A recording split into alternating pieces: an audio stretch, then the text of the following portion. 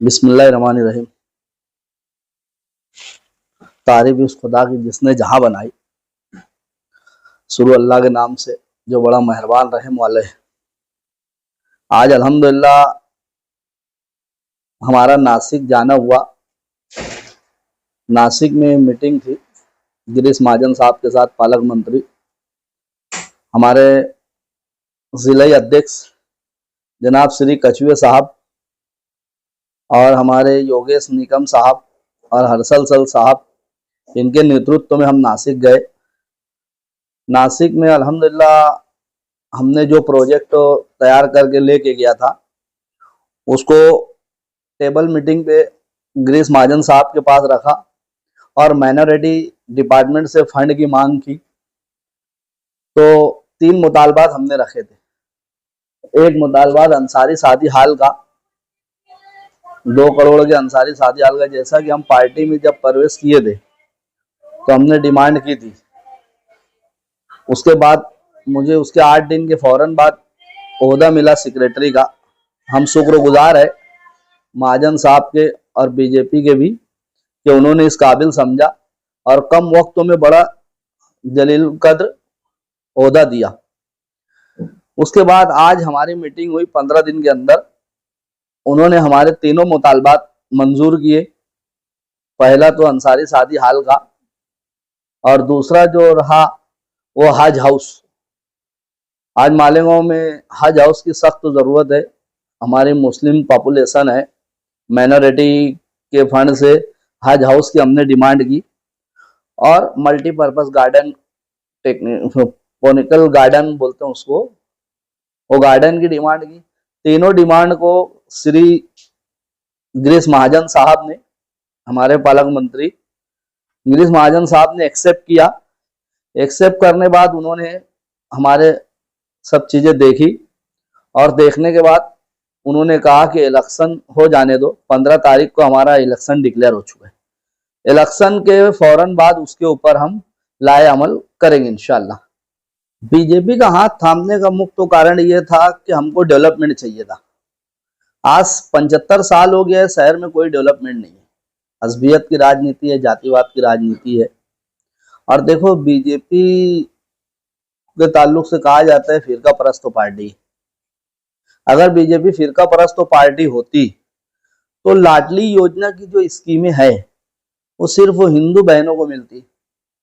वो तो पूरे समाज को, ऑल समाज को उसका लाभ हासिल होता है। हमारी मुस्लिम बहनें, बेवाएं हैं, उसके लाभ मिलता है, उसका फायदा होता है।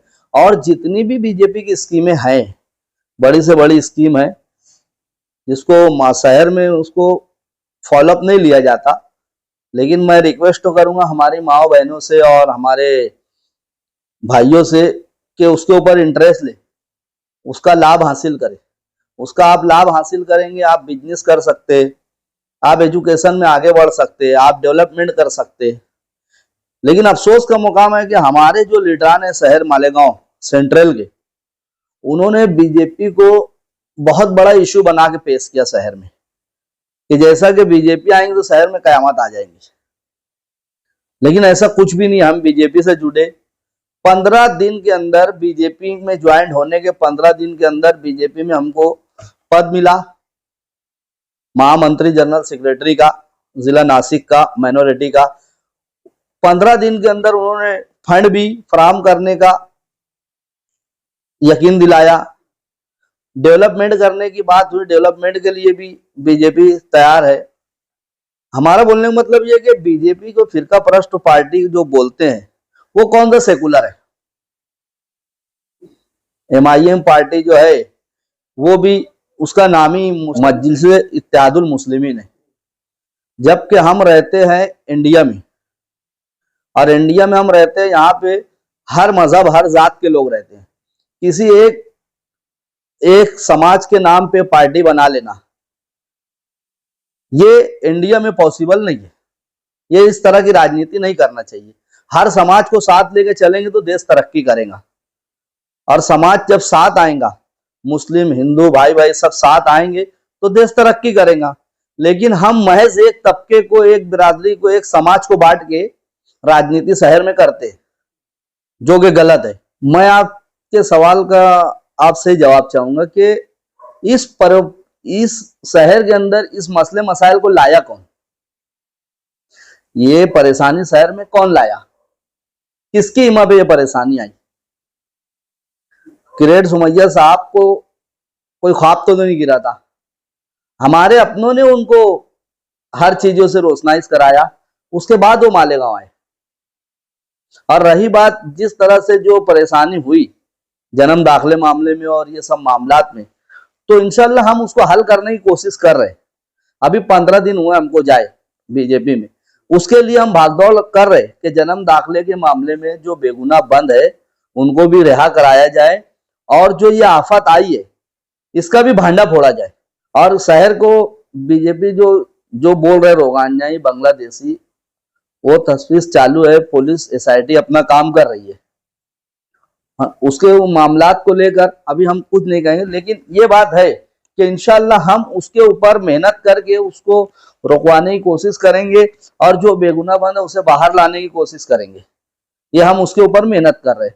ये एक मामला नहीं है, अनगिनत मामलात के ऊपर गवर्नमेंट को यहाँ से हर अनगिनत मामलात दिए जाते हैं कि ऐसा है, ऐसा है, ऐसा है। अब ये काम तो शहर के आमदार गए ना शहर को बचाने का।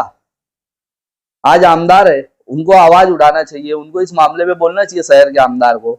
जन्म दाखिले के मामले में उनकी कोई एक्टिविटी नहीं है। वो बोलते हैं कि इन्होंने लाया, उन्होंने लाया, इन्होंने लाया, उन्होंने लाया। ठीक है, वो लाए, आपने क्या किया? आपने भी तो उसके ऊपर कुछ अमल नहीं किया अभी तक। आपका काम था आमदार साहब का कि ये हाउस में आवाज उठाते, उसके ऊपर भागदौड़ करते, उसके ऊपर काम करते, और उसको नहीं रोकवा सकते तो कम से कम उसको जो बेगुनाह बंद है उसे रिहा कराने की कोशिश करते। उन्होंने कुछ काम नहीं किया। माइनॉरिटी डिफेंस के नाम पे जो माइनॉरिटी डिफेंस बनी वो भागदौड़ कर रहे, और उनके जो भी अपने बात है वो कर रहे। अभी आगे देखते हैं उस पर वो क्या करते हैं। इलेक्शन डिक्लेयर हो गया है, 15 जनवरी को इलेक्शन है, 16 को रिजल्ट है।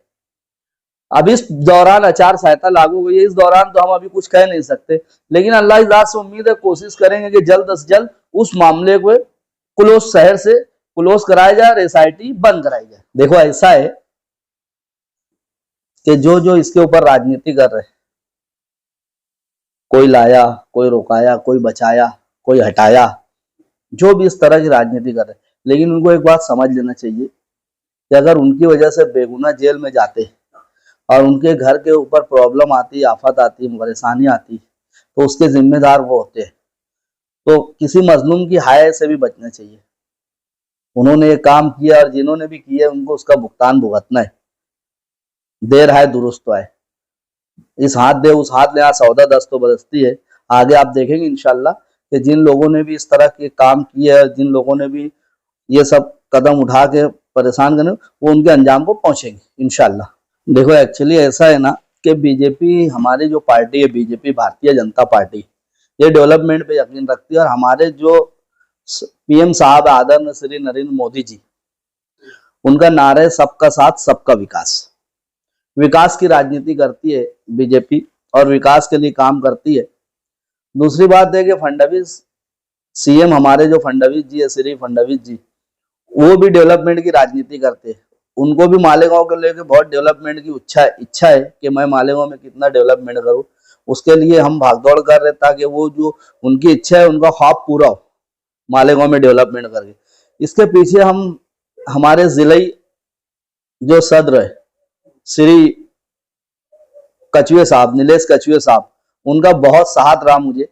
उन्होंने बहुत हेल्प की मेरी ओहदा में देने में और करने में, बहुत साथ दिए मेरा। इनके साथ साथ जो है अपने योगेश निकम सर है और हर्षल सर है, वो मुझे कदम कदम पर रहनुमाई कर रहे कि इस तरह से करो, इस तरह से करो, इस तरह डेवलपमेंट के लिए। तो मैं उनका भी शुक्रगुजार हूँ। और अल्लाह इज़्ज़त से उम्मीद है कि जिस गुमान में, जिस यकीन और गुमान के साथ आया हूँ, इंशाल्लाह अल्लाह वो पूरा कराएगा। और आगे फ्यूचर में मैं इससे ज्यादा डेवलपमेंट करने की कोशिश करूंगा। मेरे अज़ाइम शहर के लिए बस इतना है कि मेरा शहर डेवलप हो। यहाँ की रोड है, गटर है, सड़कें है, स्टेडियम हो, बच्चों को खेल कूद के लिए मैदान हो, स्टेडियम अच्छे से अच्छा स्टेडियम हो, एजुकेशन हो, ITI कॉलेजेस हो, और MBBS कॉलेज हो, IT कॉलेज हो, ताकि हमारे मुस्लिम कौम के माइनॉरिटी के हमारे बच्चे बाहर न जाते हुए शहर में एजुकेशन हासिल करें। एजुकेशन हासिल करके वो आगे बढ़ेंगे, शहर डेवलप होगा, मुस्लिम कम्युनिटी डेवलप होगी, उनको एजुकेशन आने से उनको रोजगार मिलेगा, उनके तरक्की होंगी। हमारे यही अज़ाम है कि किस तरह से मालेगांव डेवलप हो, क्योंकि मालेगांव 75 साल से बिछड़ा है। आज कोई ऐसी रोड सड़क नहीं है जिसपे हम जाए और सुकून से जा पाते हैं। आप देखो सारा शहर खंडर बन गए, शहर के अंदर कोई किस्म का डेवलपमेंट नहीं है। आज यहाँ पे एक रोड का इफ्तिताह करते हैं तो 10 लोग, एक रोड के इफ्तिताह में 10 लोग शामिल होते हैं, और वो 10 लोग जो शामिल होते हैं 1 साल वो रोड चल नहीं पाता। कितने घटिया क्वालिटी का ये डेवलपमेंट कर जो भी रोड बनी होता है। इसलिए हमको राजनीति में आना पड़ा, और इसलिए हम चाहते हैं कि शहर खूब डेवलप करे, खूब डेवलप हो। जी देखो, इलेक्शन की उम्मीदवारी का मामला ऐसा है कि जो हमारे ऊपर के बड़े लीडर है जो, वो सब फैसला करेंगे। हम तो फैसला नहीं कर सकते, उनके फैसले के साथ हम चलेंगे। वो जो बोलेंगे उनका आदर करेंगे हम, और उनकी बात मान के वो कैंडिडेट किसको लड़ाना किसको नहीं लड़ाना, हमारे वरिष्ठ लीडर बैठ के मीटिंग करेंगे और उनके हिसाब से हम चलेंगे। मैं खुद उम्मीदवारी नहीं करूंगा, लेकिन मैं मेरी जगह पे अगर पार्टी ने मुझे उम्मीदवारी का मौका दिया तो मैं मेरी जगह पे मैं किसी दूसरे को मौका देकर उसको भी आगे बढ़ाने की कोशिश करूंगा, लेकिन मैं बाज़ाब्ता उम्मीदवारी नहीं करूंगा। मैं इलेक्शन में और सियासत में मैं सिर्फ डेवलपमेंट के वास्ते आया हूँ। मैं इलेक्शन लड़ने, मेयर बनने, कारपोरेटर बनने नहीं आया।